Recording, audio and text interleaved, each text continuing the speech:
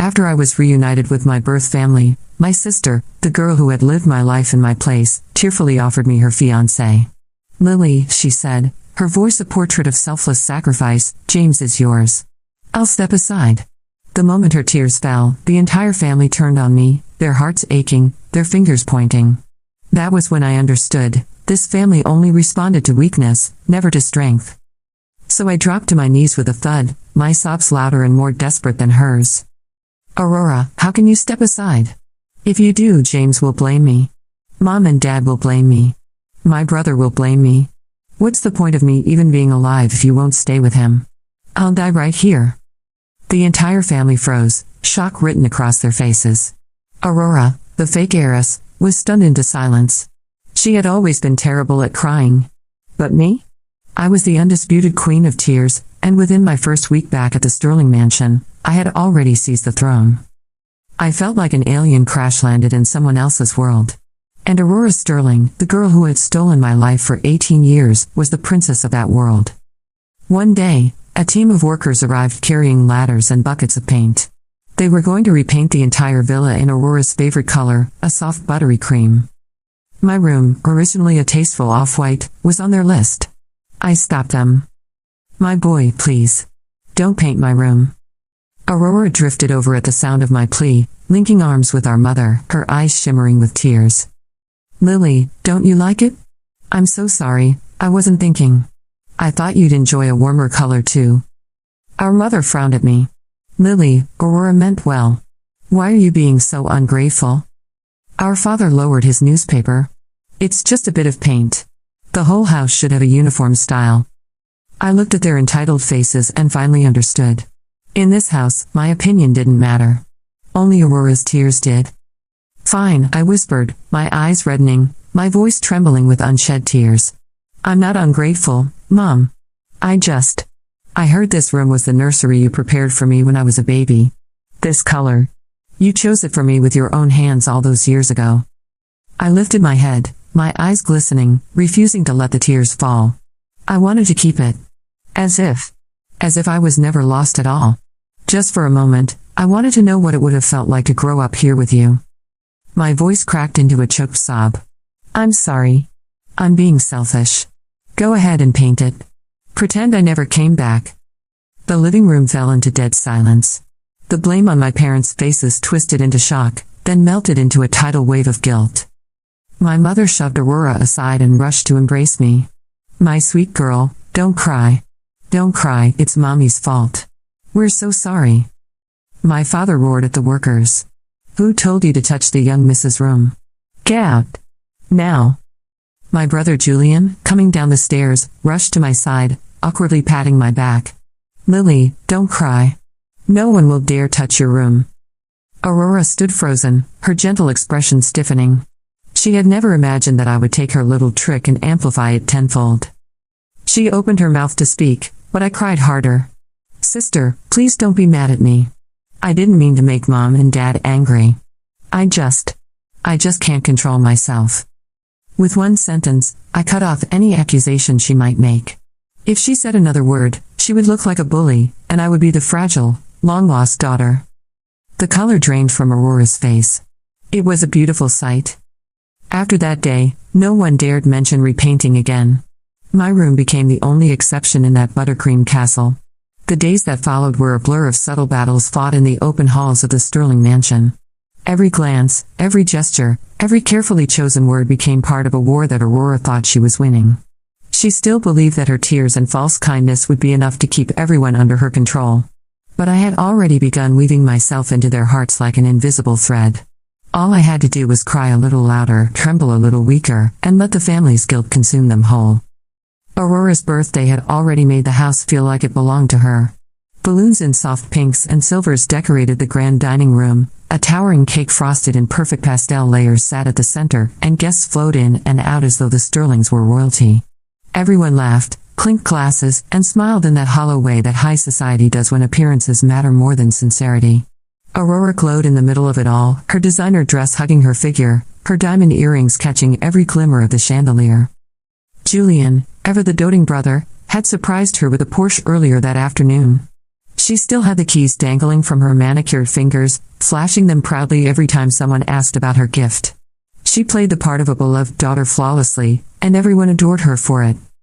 I remained at the edge of the celebration, watching quietly, invisible but present enough to remind them of who I was. It was always like that, Aurora shining under the spotlight, and me existing in the shadows just far enough away to seem small, but close enough to be compared. Julian noticed me in that corner. For the first time, his eyes faltered. He reached into his pocket and pulled out that smaller velvet box, handing it to me as if to correct a mistake before anyone else saw it. Inside was the bracelet. Delicate. Expensive, but nothing compared to the Porsche that Aurora had paraded through the driveway. My fingers brushed the metal, and I knew exactly what to do. The tears came quietly, rolling down my cheeks with a silence that demanded attention. The laughter around us died, the music felt too loud, and the tension twisted in the air. I shook my head, my voice trembling. Brother, thank you, but I can't accept this. A girl like me who grew up in the dirt, how could I ever be worthy of something so precious? My sister is a star in the sky. She deserves the Porsche, the designer labels, everything. And me. I should just be happy to eat enough and not trouble anyone. The silence cracked the atmosphere like glass shattering.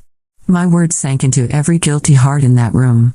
Julian's face turned pale, his voice stumbling to explain. My parents scolded him angrily, accusing him of treating us differently. Aurora's smile was still frozen on her face, her car keys cutting into her palm as she clenched them too tightly. That night Julian came to me, guilt-ridden, his eyes bloodshot. He pressed the black card into my hand, his voice shaking. There's $3 million on this. It's for you, Lily. Buy any car you want, anything better than Aurora's. I'll give you the best of everything from now on. I turned my face away from him, hugging my knees, my voice fragile. Brother, I don't want things. I just feel like I'll never matter as much as she does. It's fine. She was with you for 18 years. That bond is something I can never replace. Julian nearly broke. He shoved the card into my hands and fled, unable to face the image of his real sister broken and fragile. When the door closed, I wiped my tears away. Aurora thought she was clever, but she was a child playing against someone who had already learned the rules of survival. The real game began when James Nordling re-entered the story. James was Aurora's fiancé, the heir to a corporate empire worth billions, groomed from birth to rule. The engagement had been arranged long before I was found, meant to secure the Sterling family's influence. But my sudden return shifted the ground beneath everyone's feet. Every time Aurora proclaimed she would step aside, every time she performed her so-called generosity, my parents' hearts bled for her. They looked at me with eyes filled with suspicion, as though I were a thief stealing what was never mine to begin with. The first dinner with James was a performance from start to finish. He arrived in his tailored suit, calm, polished, perfectly polite. His gaze met mine briefly, then shifted to Aurora, and I felt like a ghost haunting my own family table. They laughed together about society galas, mutual friends, and things I had no part in. My chopsticks trembled in my hands, not because of nerves, but because I knew what would happen next. Aurora leaned over with her false sweetness, placing food into my bowl. Lily, you're too thin. Eat more. Her hand slipped, deliberately careless, and a piece of greasy pork landed on my shirt. The oil spread in an ugly stain across the faded cotton.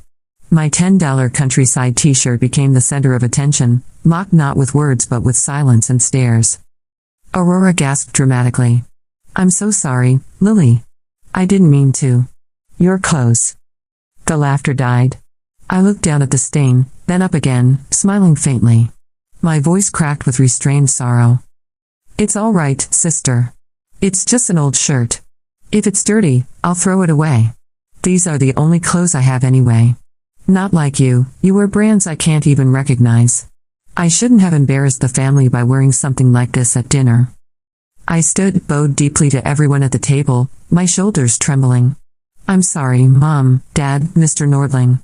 Please excuse me. Each step away was deliberate, my back straight, my silence louder than screams. I felt James's eyes on me, shifting from Aurora to me for the first time. His expression was unreadable, but I caught the flicker of curiosity and pity. Behind me, my mother's fury cracked the air. Aurora Sterling? Look what you've done. Aurora sputtered excuses, but no one was listening. That night, James sent me a message. Are you free tomorrow? I'll take you shopping. I smiled. The fish was hooked. The next day I arrived at the mall in the same grease-stained shirt. James frowned the moment he saw me. Why are you still wearing this? I lowered my head. This is the only decent shirt I have to wear outside. His brows knitted tighter. He didn't argue, just pulled me into one of the most exclusive boutiques. The sales staff sneered at me until they saw his card. Then their contempt turned into honey-sweet smiles. James pointed at the dresses. Anything that suits her. Wrap it up. Then he softened his tone. Go try some on. I waved my hands frantically, looking like a cornered rabbit. No, it's too expensive. I can't accept something like this. His voice hardened. It's not for you. It's for the Sterling family's reputation. When you wear cheap clothes, you embarrass all of us. The words were harsh, but I heard the clumsy kindness beneath them. I let myself be dressed in a white gown that shimmered under the lights. In the mirror, a timid, fragile girl looked back at me. When I stepped out, James faltered for just a moment. Then he turned to the assistant. Wrap them all. When we left, he carried over a dozen bags. I trailed behind him, clutching the straps, my head bowed. Mr. Nordling, thank you, but... Call me James, he interrupted. His eyes were deep, unreadable. Lily Sterling, you don't have to live so cautiously. You are the rightful heiress of the Sterling family. I sneered inside, but outwardly my tears welled again. But in their hearts, Aurora is the real one. I don't want to take anything that belongs to her. Including you, James. You and my sister look so good together. I wish you both happiness. I just hope I can get used to being alone. Then I ran from him, leaving James standing under the bright sunlight, his face clouded with a darkness I knew I had planted there. Aurora's game had just shifted. And she didn't even realize she was already losing. The morning after the shopping trip felt strangely quiet, as if the whole house were holding its breath and waiting to see which way the wind would turn. I woke to sunlight spilling across the floor, the soft color of my walls unchanged, and a tray of breakfast outside my door. The note beside the teapot was written in my mother's neat hand. Rest well. Tell me if you need anything. There was a second note in a messier script that smelled faintly of espresso. It was from Julian. I moved your piano lesson to the afternoon so you can sleep in. Also, I called the boutique and told them to exchange anything that does not fit. Put it on my tab. I smiled, then folded the notes and tucked them into the drawer where I kept small proofs that I existed.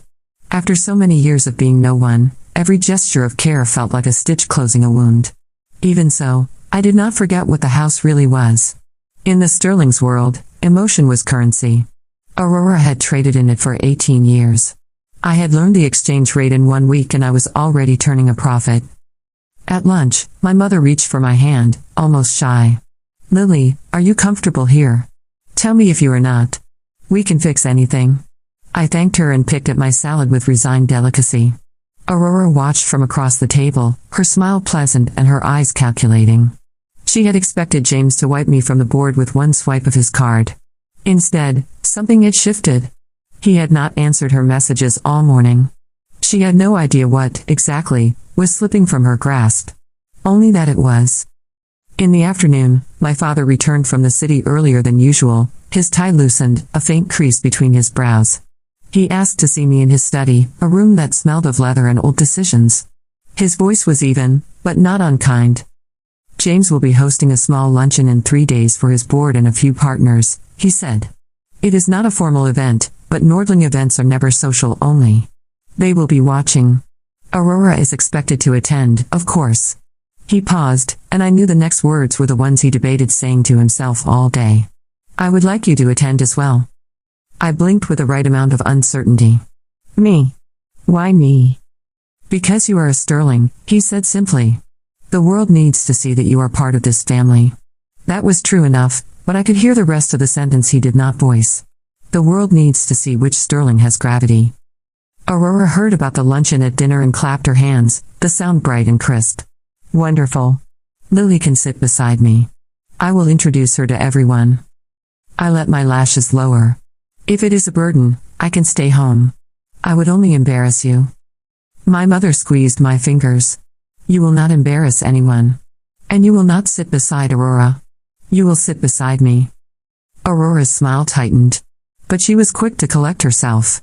Of course, Mother. We should help Lily choose something appropriate. We did not shop together. In the morning, she went out with our mother to visit a private atelier she had used since her debutante days, and I let Julian drive me to a simple tailor who was more interested in fit than in labels. Aurora would arrive in a dress everyone recognized from a runway photograph. I would arrive in a dress no one recognized at all, but that whispered careful choices with every stitch. I was not competing with her. I was replacing the field she thought she owned. On the day of the luncheon, the sky was one of those clear blue stages that make every photograph better. The Nordling estate on the edge of the city had swept paths and manicured hedges that felt more like control than beauty. I caught sight of James near the terrace, his expression composed and focused as a waiter moved past with a tray. He glanced up. His gaze found me, paused for a heartbeat, then changed almost imperceptibly. His shoulders loosened. He lifted his glass in acknowledgement. Aurora saw it. Of course she did. She slipped through a knot of guests and took his arm with the ease of habit. James, she said, her voice warm enough for the microphones that were not there. You look exhausted. Have you been working too hard again? He did not pull away, but he did not lean into her either. He greeted me with polite welcome, nothing more. It was enough. Politeness from a man who had always been indulgent with Aurora was a chasm if you knew where to stand. I pretended not to notice the distance he left between them and turned to speak with a silver-haired woman in soft gray who wore an expression like a locked drawer. She introduced herself as a member of the Nordling board. There was iron under her silk. We spoke about nothing for several minutes. Weather. Art. The renovations at the museum. Then she tipped her head. Tell me, Miss Sterling. Do you have any interest in finance? In my world, this was not casual. I smiled with humility and a sliver of curiosity. I do not know enough to be interested yet. That is my honest answer. But I do like understanding how things move. Money. People. Lines of influence. How one decision in one room can change the air in every other room for a year. The woman in gray regarded me over the rim of her glass. Most people answer with a slogan. You answer with cause and effect. Where did you learn that? On farms, I said. When you rotate a crop, you are planning a year ahead. When you do not, you are planning for a famine. She laughed, a brief silver sound. I liked her immediately, which was useful because I suspected she chose winners. She drifted away with a thoughtful look, and a man with a heavy watch replaced her, then another and another. I spoke little. I asked questions. I gave people space to display their expertise, which is the sincerest flattery there is. When I did speak, I made sure it was with care. After an hour, even the servers had changed how they looked at me. Aurora tried to fold me under the shade of her goodwill. She introduced me to an heiress from an old family and a restless young tech founder and a politician who said nothing and implied everything.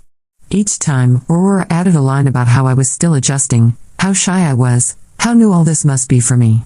Each time, my answers found a way to remind her audience that I was quick to learn and slow to claim, and that people who are slow to claim are very hard to accuse. The luncheon ended with speeches that were not called speeches. James thanked the partners for their faith and his board for their steadiness through a volatile quarter. He kept it short, and when he finished, the woman in gray sought me with her eyes and gave the smallest nod, as if she had found a puzzle piece and liked where it fit. Aurora caught the exchange and smiled as if it belonged to her. It had always belonged to her. That certainty was the only thing I needed to break. The next morning, a photograph appeared on a small gossip page that trafficked in biting shadows. It showed me stepping out of James' car outside the mall, my hand full of bags, my head bowed. A cropped image made it look as if he had touched my wrist in a way that was not appropriate for a man engaged to my sister. The headline did the rest. The household staff began whispering in the laundry room. By lunch, the whispers had reached the dining room. My father was stiff. My mother was wounded. Aurora sat with her hands folded and an expression of pained grace. Lily, she said softly. You should be more careful. People do not know your heart. They can misunderstand. I know you would never hurt me on purpose. There was a line in the sand and Aurora had drawn it in sugar. If I crossed it now with anger, I would look guilty. If I backed away, I would look weak. So I did what I always did. I folded. I'm sorry, I said, and my voice broke as if the apology were tearing me open. It was my fault. I am not used to being watched. Mr. Nordling only helped me pick a dress so I would not shame the family again. That was all. Julian pushed back his chair. That is enough. I was the one who told James to take you. He looked at our parents. Because I had to be at a meeting with the contractor, and Mother was busy with the charity committee. Do not punish Lily for a photograph with a caption written by someone who has never met us. Aurora turned to him, calm on the surface, her eyes bright. We are not punishing anyone, Julian. We are protecting Lily. She does not understand how easily people can twist things. I bit my lip. Sister is right. I do not understand. All I know is that I keep making trouble for you. I will stay in my room for a while. I will not go out. My mother caught her breath as if I had slapped her. You will do no such thing. We can handle a rumor. Aurora, call your PR friend and have her arrange a clarification. We will say the Nordlings extended their help in welcoming Lily to the city. That is the truth. She shot a look at my father. And we will not entertain this again. For once, my father agreed. He had lived long enough to know that feeding wolves only taught them to circle back with friends. He ordered the staff to ignore any calls from tabloids and to turn away any wandering photographers at the gate. The rumor did not die, but it starved. Aurora did not like starving. 2 days later, she slipped into my room while I was in the bath and left a small jewelry box in the top drawer of my vanity, then sent a maid to fetch Mother to my room with a tremble in her voice. When my mother arrived, Aurora was already crying. I cannot find grandmother's bracelet, she said, shaking as if from fever. The one she gave me for my 18th birthday. I looked everywhere. And Lily said she had not seen it, but I cannot find it anywhere. Mother, do you think? The maid interrupted, wide-eyed. Madam, I just saw a box in Miss Lily's vanity. She blurted the words and pressed a hand over her mouth as if she had discovered a fire. They opened my drawer. The bracelet lay coiled like a snake that had eaten its own tail. My mother swayed. She loved her mother the way my grandmother had loved being obeyed. The bracelet was a relic, a chain of small square links set with stones that looked modest until you knew their pedigree. For a breath, the room was nothing but air and accusation. I stepped in barefoot, hair damp, robe tied at the waist. I froze. Then I covered my mouth as if I could hold the shock in with my fingers. I borrowed it this morning, I said in a whisper. I wanted to see if it would match the dress I planned to wear to the charity gala.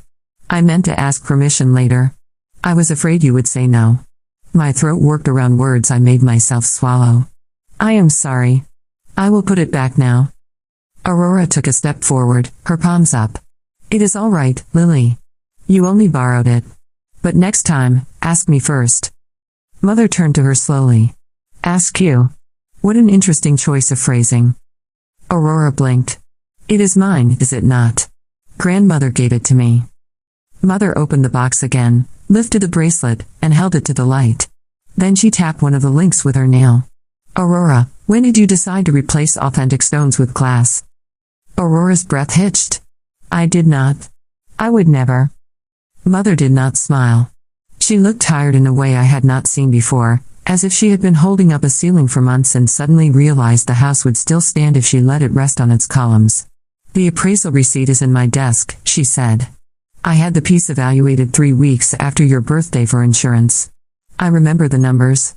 And I remember the maid who was dismissed from your floor 2 months later because her cousin runs a pawn shop and a certain pair of earrings with a similar history found their way into that shop. I said nothing because I hated to humiliate you. I will not say nothing now. Aurora stared at the bracelet as if it had betrayed her. Then she looked at me. I met her gaze calmly for once, no tears, no tremble. My silence spoke for me. If I had wanted to trap you, I would have screamed thief first. I did not. You did. Mother returned the bracelet to its box and placed it in my hands. Keep it in your vanity for now, Lily. I will decide what to do with it later. Aurora flinched as if she had been struck. I felt a pang of pity that tasted like victory. She had always believed that the house was hers because she cried louder. Now her tears were washing away the floor under her feet. In the evenings, lessons began. Not the ones Aurora had known, all posture and waltz and how to rest a champagne flute on a flight of stairs without spilling a drop. Mine were quieter. Julian hired a tutor who had taught children of diplomats how to see a headline coming before it was written. I learned where to stand on a group photograph if I wanted to be visible or invisible, what not to say to an interviewer even if they promised it would be off the record, and how to read the structure of a partnership contract without getting lost in the polite lies that lawyers like to call language. My father began taking me to his foundation meetings. He did not introduce me as an heiress. He introduced me as my father's daughter who asks too many questions. It disarmed people and taught me more than any textbook. My mother took me to the hospital wing her committee funded. She had always given with elegance. For the first time since I arrived, I saw her give with sincerity. Not for photographs. Not for favors. When she held a premature baby through the clear plastic walls of an incubator, she cried and did not hide it. I stood beside her and held the edge of the world with her for a minute. James visited the house twice in the next week. The first time was business, or so he said. He spoke with my father in the study and left within 20 minutes. The second time he arrived with a small stack of folders that looked like they had been argued over by 3 departments before he confiscated them for himself. He asked for me in the foyer. Aurora answered the door and had to call for a maid to fetch me. He showed me charts. Market entries. Supply chain risks for a pilot program he wanted to launch in the next quarter. It was not a test and yet it was. I listened, asked the question he did not expect about a bottleneck in a port he had taken for granted, and he sat back as if the chair had moved under him on its own. Who taught you to think like that? He asked.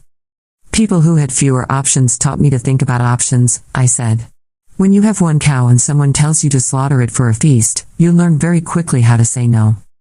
He smiled then, a real one that made him look younger. He closed the folder and pushed it across the coffee table. Keep this. If you are bored, mark it up and send it back. He hesitated. Or take a walk with me. The gardens are quiet this time of day. Aurora arrived with a tray of tea at that exact second, and when she saw the folder near my knee, she set the cups down with too much care, as if gentleness could be loud enough to drown the sound of a shift. I cannot stay, she said. I promised Mother I would stop by the charity office. Lily, you should rest. You have had a busy week. I looked at James, then back at Aurora. I will not be long. 10 minutes. The maples are pretty in the south garden. We did not take the south path. James led me to a long hedge where the city noise thinned and you could hear your own footsteps. He walked with his hands in his pockets for a while. I was unfair to you at the beginning, he said at last. I did not try to see you. I only tried not to betray what I had already promised. That is not the same as respect. I am sorry. I let the quiet stretch, then nodded. Thank you for saying it. Respect matters more than promises when promises are arranged by other people. He stopped walking. When he spoke again, the air changed. Aurora and I will announce a postponement of the engagement at the gala next week. We agreed it was the prudent thing to do while the families adjust. Families do not adjust, I said softly. They choose. Or they pretend to, and then the choice arrives for them anyway. Something like relief flickered across his face. He looked toward the house, back at me, and then he shook his head as if he had nearly said too much. I will see you at the gala, he said. Then he left me under a sky so clear it felt like a dare. The week raced toward the gala and every day felt like a rung on a ladder someone else was holding. Aurora doubled her efforts at perfection. She had fittings every morning. She practiced her speech for the charity auction, a simple welcome and a reminder of the hospital wing the family had funded. She practiced a smile in the mirror that did not tremble. She told herself a story in which she still owned the ending. The day before the gala, she knocked on my door and stepped in without waiting for an answer. She closed the door behind her, leaning on it as if she needed its strength. For once, there were no tears. Do you want him? She asked. I did not pretend not to understand. What I wanted was not the same as what was possible. I looked at her and told the truth. I want to be free of the hunger that makes people cruel, I said. If that means I do not want him, then no. If it means I do not want to fight you over a man you do not love as much as you love winning, then also no. I do not want him in that way. She laughed once, a small sound with no joy in it. You always talk like you are telling a parable. It is infuriating. She pushed off the door. For what it is worth, I did not choose this engagement. But I chose everything that came with it.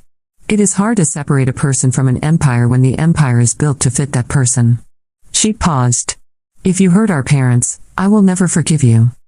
If I hurt them, I will never forgive myself, I said, and we both believed me, which surprised us equally. She left without slamming the door. The gala was held in a glass hall near the river that turned the city lights into constellations. The Sterlings arrived as a family, the four of us stepping out of the car in a way that looked choreographed. It was not. It was a rhythm you learn when cameras teach you to walk with your chin at a height that says we are story and not spectacle. Inside, guests rose from their tables as we entered. A string quartet made a long bright ribbon of sound. Servers glided with trays that gleamed. At the far end, a small stage and a simple lectern waited for speeches that would be called gratitude. I recognized the woman in gray from the Nordling luncheon near a pillar. She nodded once. I nodded back. James arrived with 2 board members and his sister, who looked at me with frank interest and whispered something into his shoulder that made him not smile. He greeted my parents, shook Julian's hand, and then inclined his head to me with that polite steadiness that meant nothing to the untrained eye and meant control to anyone who paid attention. Aurora watched all of it from 3 feet away. She was beautiful in a dress of pale gold that might have been spun out of the light itself. For a second, I saw the girl inside the performance, scared and stubborn, and I almost reached for her. The auction went well.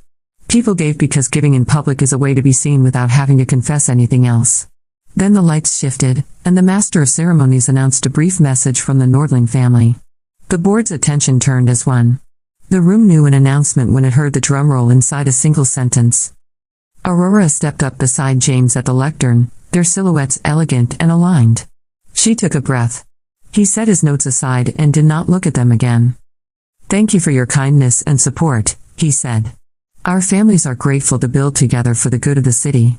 After careful discussion, and with respect for the changes our families have experienced this year, Aurora and I will be postponing our engagement. We believe it is the best decision for everyone while we focus on our respective responsibilities. There it was. Clean. I expected Aurora to smile and nod and step back with grace. Instead, she swayed and caught herself on the edge of the lectern. The room murmured in polite concern. She straightened with a visible effort and tried to speak, but her voice came out thin. "We hope for your blessing," she said. She lifted her chin, and the lights showed us a crack and then another in the porcelain of her control. "Thank you for understanding." They left the stage together, but they were not together. When they reached the floor, James released her hand in a way that no one would call rude and no one would mistake for affection. Aurora stared at the space between their palms as if it were a verdict. Then she turned and found me across the room, and for the first time since I had come home, she looked like a girl who had lost something and did not know how to mourn it. I set my glass down and walked toward my mother, who was already preparing to be gracious to everyone at once. On the way, I passed the woman in gray. She stopped me with a touch to my elbow that was almost nothing at all. "You do not cry tonight," she said. "Good. Tonight you watch." I did as I was told. I watched how quickly people adjusted to a new arrangement of planets. I watched how a rumor can die without a funeral if you give it no flowers. I watched my father relax by a degree I had not seen in years. I watched my brother stand between 2 conversations and steer them like a man who had been promoted in private. And I watched Aurora fold herself back into the role of the perfect daughter, every movement precise, every smile immaculate, her eyes glassy and unreadable. When the speeches ended and the band struck up a song that had taught 1,000 couples to sway, James found me near a display of photographs of the new hospital wing. He looked like a man who had rewritten a line of code and was waiting to see if the system would crash or hum. "Thank you for not making this harder," he said. I lifted a shoulder. "I did not do anything." "Sometimes not doing anything is the whole thing," he said. He hesitated. "I do not know what tomorrow will look like. But I know this felt right." "Tomorrow always looks like today until it does not," I said. "Then it looks like something you cannot name." He laughed once, not unkindly. "Good night, Lily." "Good night, James." I left the hall with my family. In the car, my mother squeezed my hand and said nothing. My father looked out the window and cleared his throat once as if he had almost said "I am proud of you" and decided to save it for a day when those words would change the shape of a room. Julian caught my eye and mouthed later. He meant we would talk on the terrace, under the maple that dropped leaves like the sky had burned a little and forgiven itself. Back at the mansion, the door had hardly closed before Aurora brushed past me in the foyer and climbed the stairs, one hand on the rail, the other clutched at her side. I watched her until she turned the corner.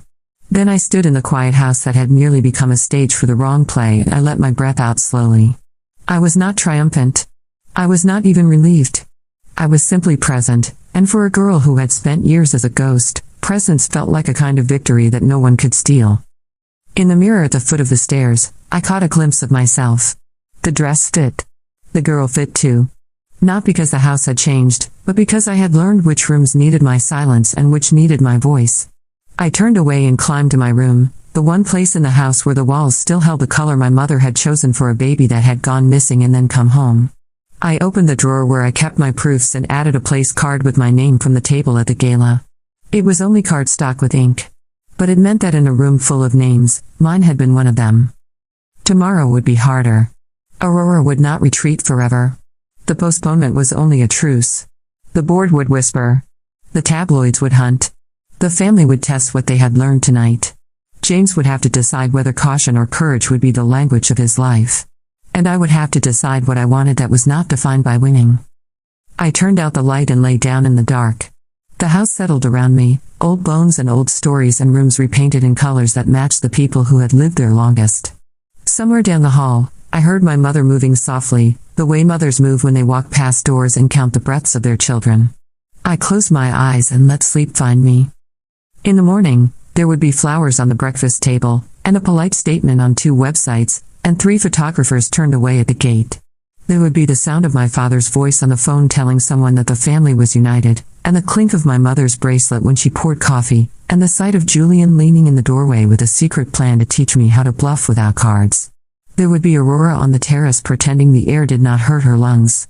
There would be James somewhere in the city making a call he could not delegate. And for the first time since I arrived, there would also be the quiet certainty that whatever happened next would not happen without me. The gala changed the air inside the Sterling mansion. It was not loud, but it was lasting. For the first time since my return, people no longer treated me as a shadow attached to Aurora's glow. Instead, they glanced at me with careful respect, the kind reserved for someone who might matter tomorrow even if they did not matter yesterday. Aurora hated it. I could see it in the way her hands shook when she brushed her hair, and the way her laughter cracked just before it finished. She had always lived by applause. Now the applause was faint, and for the first time she could hear the silence in between. I woke the next morning to a new kind of attention. My mother asked my opinion about the upcoming charity gala, not Aurora's. My father invited me into his study when he was reviewing foundation projects. Julian asked if I wanted to ride with him into the city. These were small things, but in a family like the Sterlings, small things shifted gravity. I did not gloat. That would have been obvious.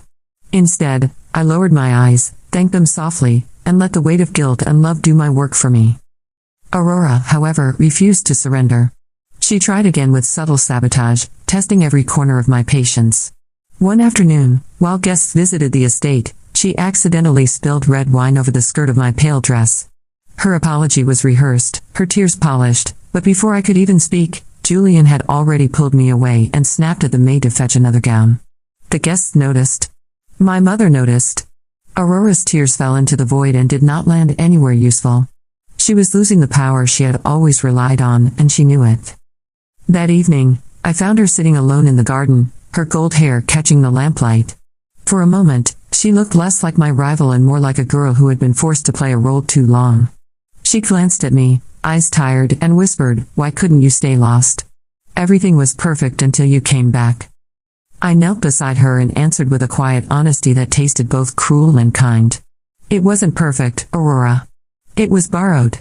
And borrowed things are always returned." She turned her face away, silent, but her shoulders trembled. James grew more distant from her after the gala. Their postponed engagement turned into silence between them. Aurora tried to reach him with flowers, calls, visits, but James had begun to see through the layers of performance she had built around herself. When he did speak to her, it was polite and restrained, the kind of voice a man uses when he has already left a room even though his body remains in it. He was still cautious with me, but his caution had begun to take on a new shape, like curiosity that feared becoming desire. One evening, he visited again, carrying a folder under his arm, his expression serious. My father was away at a meeting, my mother at the hospital wing, Julian buried in renovations. The house was strangely quiet. James asked for me in the garden. Aurora followed us with her eyes from an upstairs window, though she probably thought I didn't notice. He laid the folder on the stone table. "These are proposals for a merger," he explained. "If it happens, it will decide the next decade for my company. I want you to read them." His eyes met mine. Not Aurora. You. I lowered my gaze. Why me? Because you see differently, he said. You don't speak to impress. You ask questions that matter. I don't need flattery, Lily. I need truth. I opened the folder, my fingers brushing the crisp pages, and scanned the charts. My heart pounded, not from fear but from the awareness of what this moment meant. Aurora had been raised for this, trained in etiquette, schooled in appearances, but James had brought the future of his empire not to her, but to me. When I lifted my head, I let my eyes shimmer just enough. I'll try. But I don't want to take what belongs to my sister. He leaned forward, his voice low. What belongs to your sister is not the same as what belongs to you. Don't confuse the two. His words echoed in my chest long after he left. I sat in the garden until the lamps went out, staring at the stars, knowing Aurora's world was cracking and nothing could stop it now. The storm broke a week later. It was supposed to be a quiet family dinner. My father at the head of the table, my mother beside him, Aurora glowing faintly but fragile, Julian joking lightly to ease the weight. But then James arrived, uninvited, his expression unreadable.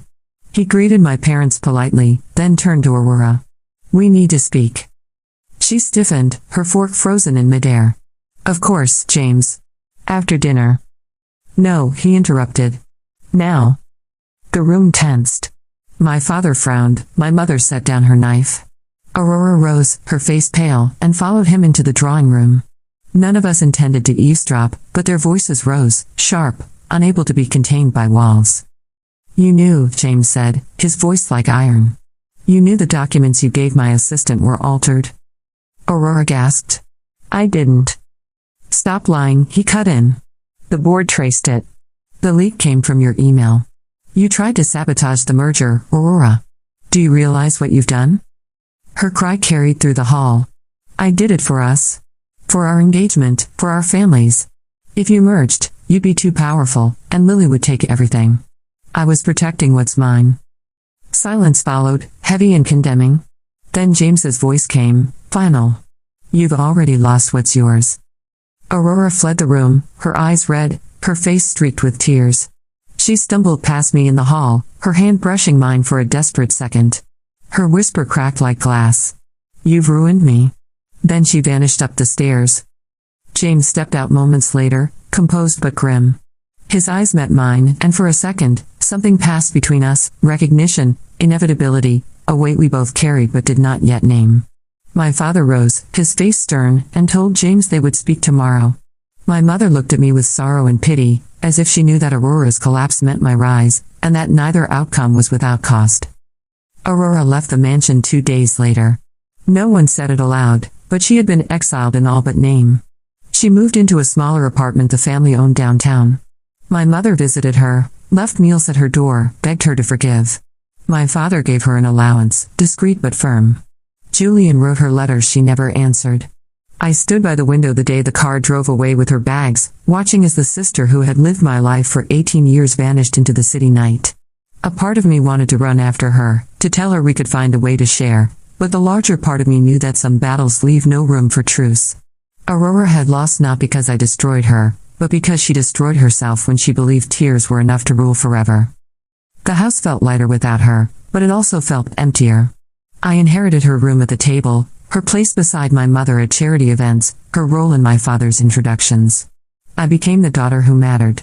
Yet I never forgot the way Aurora had once looked at me in the garden, whispering, "Why couldn't you stay lost?" That question would haunt me for years, even as the world accepted me as the true Sterling. James visited often after that, sometimes with business, sometimes without. Our conversations grew longer, our silences more comfortable. He never rushed, never pressed, but I could see the shift in his eyes when he looked at me. It was no longer pity or curiosity. It was something steadier, something real. When he finally asked if I would walk with him through the gardens again, I did not hesitate. And when he told me, with quiet conviction, "You are not your sister's shadow. You never were," I believed him. Months passed. The Nordling merger went through, stronger than expected, and James's empire expanded. The Sterling Foundation gained influence through my parents' renewed reputation, and Julian proved himself a steady hand in the family's business affairs. As for me, I found myself at the center of a life I had never chosen but had learned to survive in. My tears had opened the door, but my strength kept me inside. On a spring evening, as the magnolias bloomed along the terrace, James stood beside me and asked, not with spectacle but with sincerity, "Lily Sterling, will you let me walk beside you, not because of families, not because of duty, but because I choose you?" For the first time, I did not cry. I smiled. Yes. And as the sun set over the Sterling estate, painting the walls in golden light, I knew the world I had crash-landed into was finally mine, not because I had stolen it, not because I had begged for it, but because I had learned to live in it with my head unbowed. Aurora's absence remained a shadow, but it was no longer a shame. I hoped, somewhere in the city, she would find a life not built on tears but on truth. As for me, I had already begun mine. The story of the lost daughter had ended. The story of Lily Sterling had only just begun.